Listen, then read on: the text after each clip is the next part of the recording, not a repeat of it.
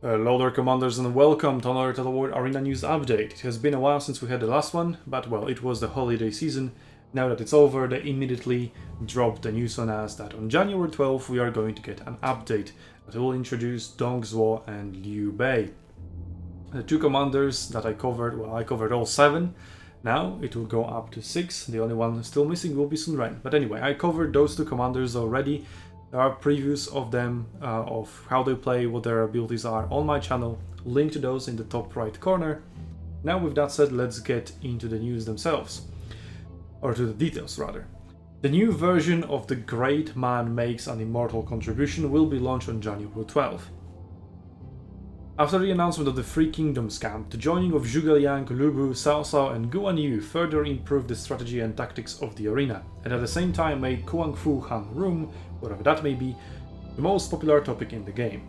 Stepping into 2021 on January 12th, the brand new version of Total War Arena, A Man's Eternal Merit, was launched, and 2 new heroes were launched simultaneously, or will be launched simultaneously, whatever. The cover character Liu Bei and the cruel tyrant Dongzhuo span 1,000 years. What kind of waves will be caused by the restart of the contest again? Exclamation mark. So, Dongzhuo and Liu Bei both are good infantry commanders. Dongzhuo is also pretty good cavalry commander. He might even replace Lu Bu. Lu Bu or Cao Cao. I mean, you honestly, with 6 commanders in one faction, that's the record. So far, the most we had obviously was 4.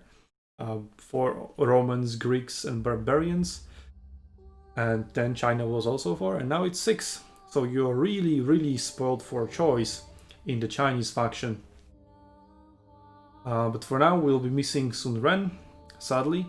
Which is also interesting because after the Chinese faction was released, and I was reading through feedback provided by various people, one common theme was that, or the most common theme, was that they want Sun Ren to be out. I think it was partially because Zhuge Liang was really bad at release. Now that they buffed him, he's no longer that bad. He could still use some buffs, but he's in an okay-ish spot.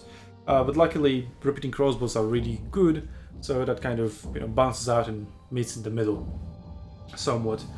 And yeah, I'll probably be burned at the stake by the community for saying that repeating crossbows are balanced, but hey, I'll take you on in the comment section, noobs.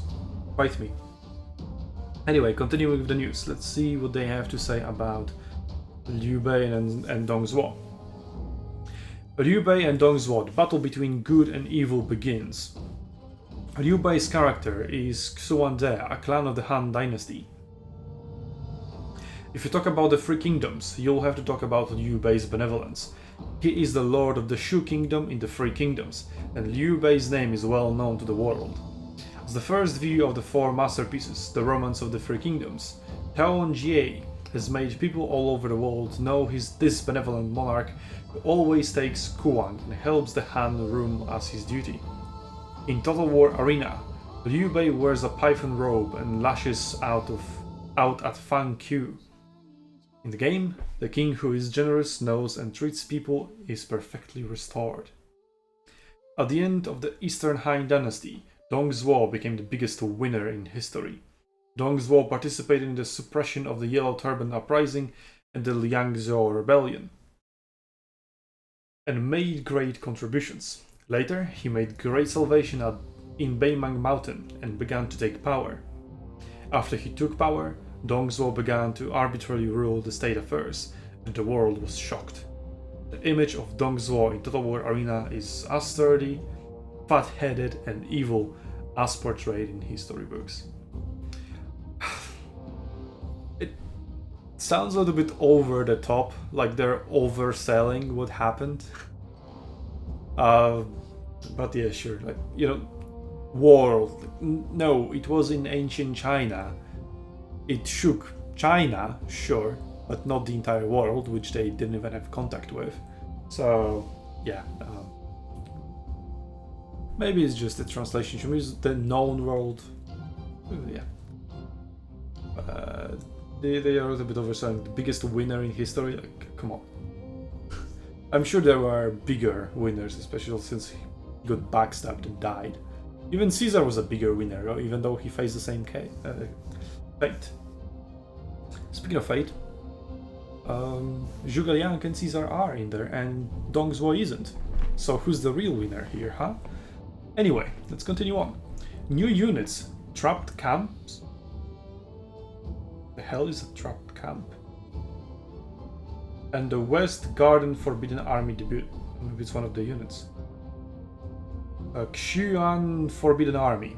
Advanced units of Grim Unit Tier 8.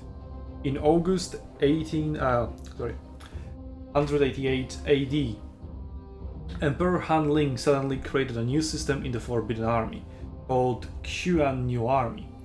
The headquarters is located in the romantic back garden of the Han Palace West Garden. This unit, with a slightly powdery name, became the strongest royal guard at the time. In the era of critical survival, the Xuan army might be the last hope of the Han dynasty. In Total War Arena, the Xuan Forbidden Army became the first unit to join the game in 2021. What changes will he bring to the game? Oh, Trapped Camp, okay, it is a name of the unit, like, what the hell would that be? Like, not new deployables, goddammit, get rid of stakes and barricades, it's just pure cancer. Or just get rid of the barricades and nerf stakes. Oh, just remove them, yes, goddammit. But people love camping, and stakes help with camping, so I guess they won't do that. Anyway, the ambition to be trapped. Hiya, Stolfo. There is death, but no life. When it comes to the trapping, one of the most elite troops of the Three Kingdoms, it is definitely one of them. As the saying goes, there are more than 700 soldiers. The number is 1000.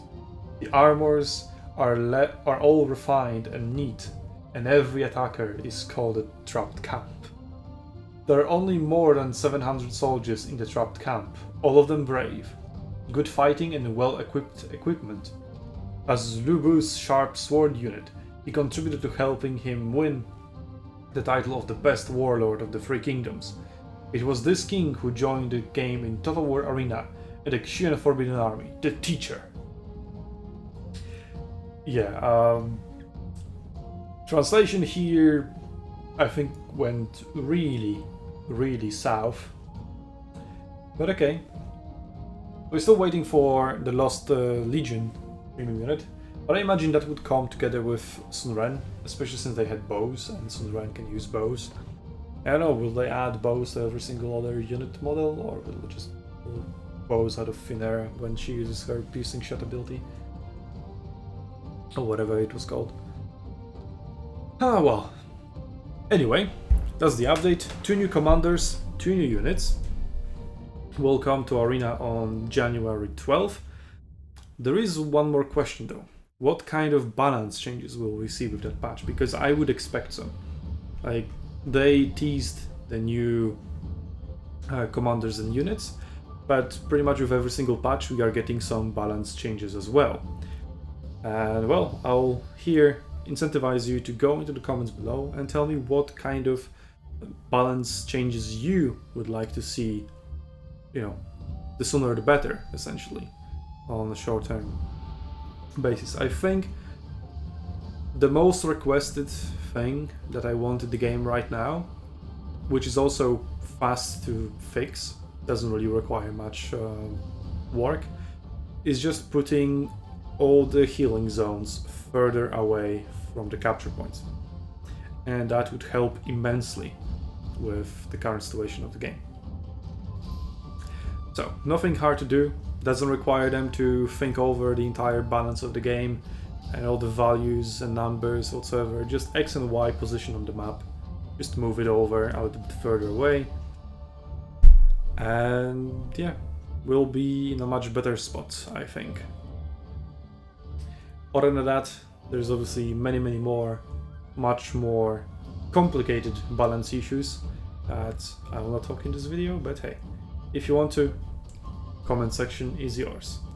And until then, I will see you on Arena's Battlefields Commanders.